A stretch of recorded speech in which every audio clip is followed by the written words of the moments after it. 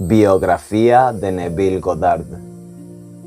Neville Lancelot Goddard, conocido también simplemente como Neville, fue uno de los divulgadores y estudiosos de las corrientes filosóficas del nuevo pensamiento más carismáticos e influyentes del siglo XX.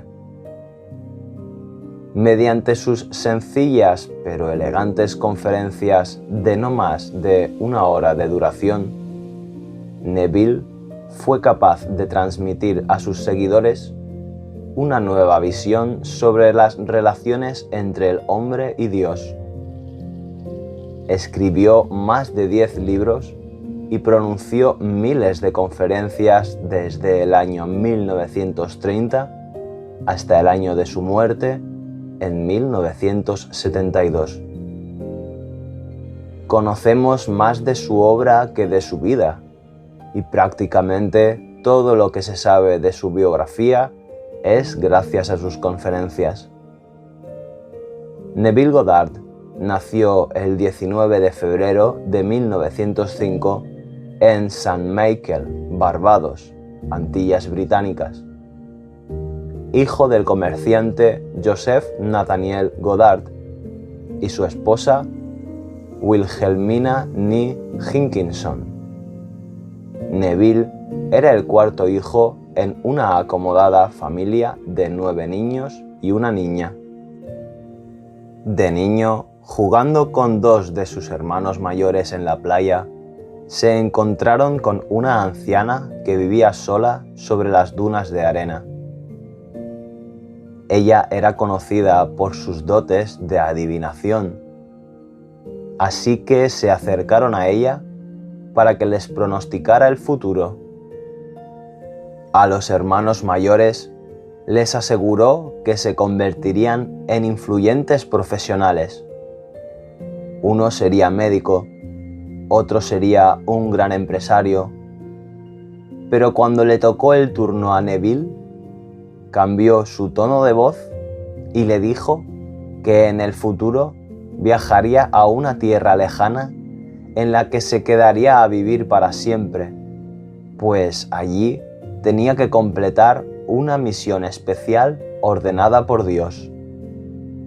En 1922, a los 17 años, Neville Goddard viajó a los Estados Unidos a bordo del SS Vasari con la intención de estudiar teatro y ser actor en Nueva York. Sus comienzos fueron duros, trabajando en diversos comercios y grandes almacenes de la ciudad, ganando no más de $15 semanales, hasta que al fin tuvo la oportunidad de trabajar en el teatro como bailarín, formando pareja profesional y sentimental con una bailarina de origen inglés, con la cual se casó y tuvo un hijo. En 1925, el matrimonio viajó a Inglaterra y recorrieron el país todo un año gracias a su profesión. Allí, Neville conoció algunos fundamentos de la investigación psíquica. Tras regresar en 1925 a los Estados Unidos, su interés por el misticismo aumentó a medida que disminuía su pasión por el mundo del teatro. Así pues, cuando la Gran Depresión de 1929 arruinó el país y la gran mayoría de teatros cerraron, la carrera profesional de Neville como bailarín se acabó para siempre.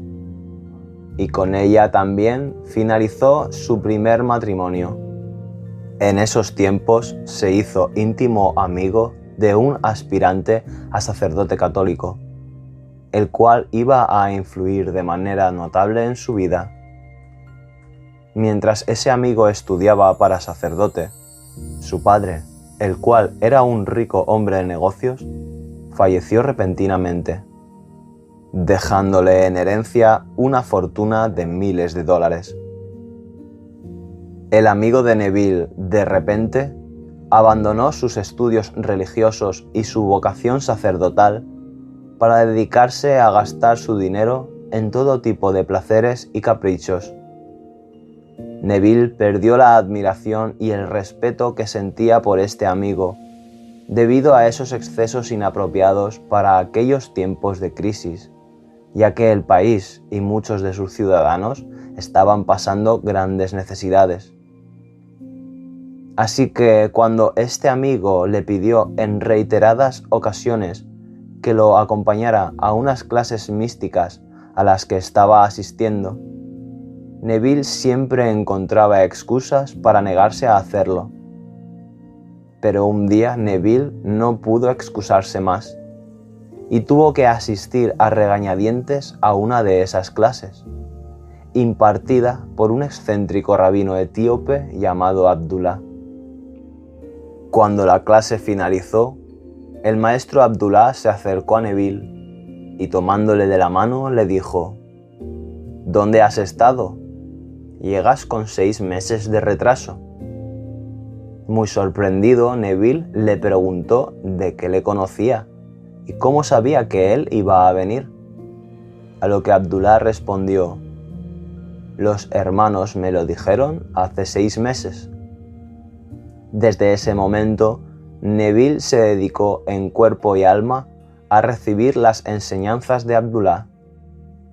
Con él aprendió hebreo, estudió la cábala, el significado simbólico oculto de las Sagradas Escrituras y la ley de la conciencia, estableciendo las primeras bases de la filosofía del pensamiento creativo, que más tarde Neville desarrollaría más profundamente. El maestro Abdullah le enseñó a vivir como si sus objetivos se hubieran cumplido y a mantenerse fiel a una idea. Decía que no atraemos lo que queremos, sino lo que creemos que es verdad. Siguiendo estas ideas, Neville Goddard afirmaba haber experimentado importantes cambios en su vida. En 1930, Neville Goddard comenzó a dar conferencias en una pequeña habitación de un edificio público de Nueva York. Al principio reunía a muy poca gente, pero gracias a su carisma y a su don de palabra, poco a poco fue calando su mensaje, ganándose la confianza del público y consiguiendo finalmente grandes audiencias. En una de sus conferencias conoció a una joven diseñadora que asistía como público, la cual acabaría siendo su segunda esposa, con quien tuvo una hija llamada Victoria. Durante años viajó por todos los Estados Unidos transmitiendo sus ideas a quien quisiera escucharlas, hasta que en 1950 decidió establecerse finalmente en Los Ángeles, California. Allí daba conferencias regularmente en el Wilshire Ebel Theatre, recinto que siempre abarrotaba de fieles seguidores. En la década de 1960 y 1970 impartía sus conferencias prácticamente solo en las ciudades de Los Ángeles, Nueva York y San Francisco. Neville nunca alcanzó la inmensa fama o reputación de algunos de sus contemporáneos, como Norman Vincent Peale o Ernest Holmes. Aún así, en el apogeo de su carrera, su mensaje llegó a cientos de miles de personas, si no a millones.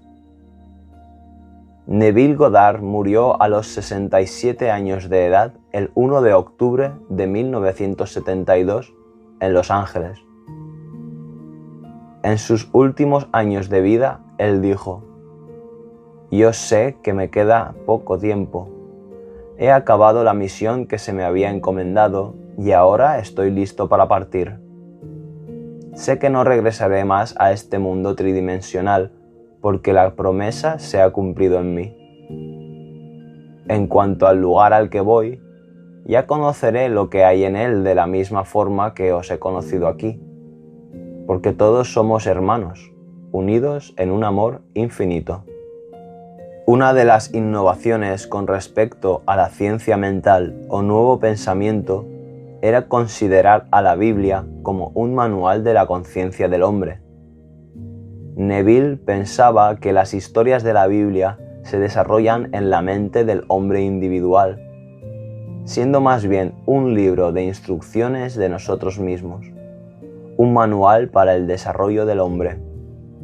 Neville hablaba de Cristo como un maestro que demostraba continuamente el poder del pensamiento creativo.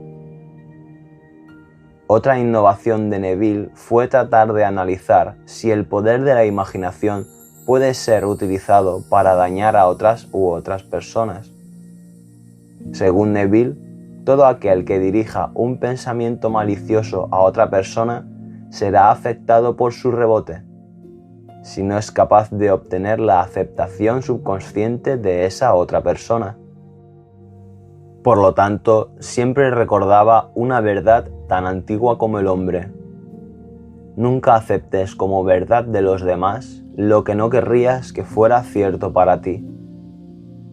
Neville decía que la ley podía ser utilizada para buenos o malos objetivos, del mismo modo que la electricidad puede ser usada para fines nobles o propósitos codiciosos, egoístas o maléficos.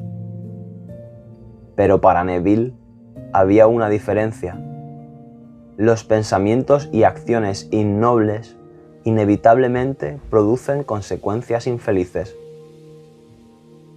En sus primeras conferencias y libros, Neville trataba solamente de lo que él llamaba la ley, una técnica de creación de la propia realidad física a través de la imaginación. De toda la obra de Neville, esta parte es la que más se acerca a las tesis del movimiento llamado Nuevo Pensamiento. Según esta idea, el hombre tenía que pensar desde la sensación del deseo cumplido, alcanzando un estado que él llamaba yo soy, siendo a su vez esta una traducción mística del nombre de Dios. El hombre puede alcanzar cualquier meta siempre que adopte la sensación de que esa meta se ha cumplido en el presente. A partir del año 1959, empezó a introducir el concepto de la promesa, tras haber tenido una fuerte experiencia mística que, según él, le hizo renacer.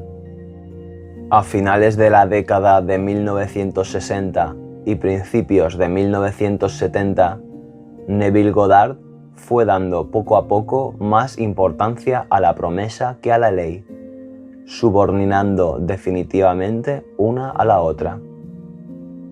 Según Neville, se puede usar el poder de la imaginación para cambiar unas circunstancias, pero esto puede ser un cambio temporal, que al final se desvanezca como el humo. De este modo, pasó a priorizar la promesa, alegando que se puede utilizar la ley para hacer una gran fortuna o para obtener fama. Pero el verdadero propósito de nuestra vida siempre debería ser cumplida con las Escrituras. Para Neville, la promesa de Dios es incondicional, todo lo contrario a la ley de Dios, que es condicional. Aquellos que acepten la promesa se unirán a Dios tras la muerte, y los que no serán restaurados una y otra vez hasta que la acepten en una de sus vidas. En su libro La ley y la promesa, Neville nos presenta innumerables ejemplos de personas que habían conseguido sus objetivos, desde los más nimios a los más difíciles, utilizando las técnicas de la ley. Pero para Neville, el objetivo de la práctica espiritual no consistía en alcanzar metas materiales, sino en saturarse, cansarse de ellas, para finalmente poder salir en busca de Dios. Esta deriva en su filosofía provocó que perdiera popularidad, pues la mayoría de sus seguidores se sentían más cómodos y más atraídos por los mensajes de autosuperación más en la línea con el nuevo pensamiento. Pero Neville Goddard no se veía influido por la mayor o menor aceptación popular de sus ideas. Cuando le aconsejaron que retomara el rumbo de sus primeras conferencias para evitar la pérdida de audiencia, Neville respondió que seguiría siempre fiel a sus principios aunque tuviera que hablar a las paredes desnudas.